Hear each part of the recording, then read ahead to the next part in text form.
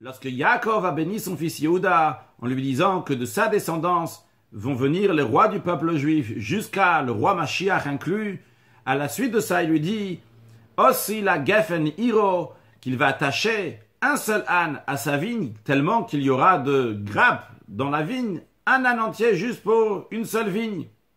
Et le commentaire de Rashi explique qu'il s'agit lorsque Mashiach va venir. Puis après, Yaakov dit à son fils que les yeux vont être rouges de vin.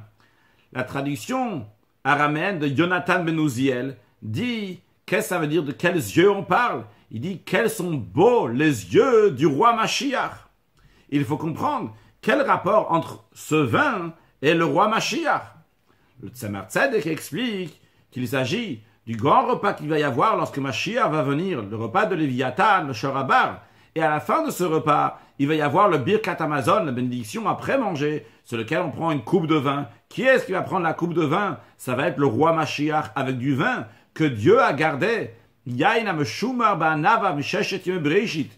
l'a gardé ce vin depuis les 6 jours de la création dans la grappe de raisin. Et le Mashiach va faire la bénédiction sur ce vin. Et justement, c'est de ce vin-là qu'on parle ici quand on dit que ça parle du Mashiach.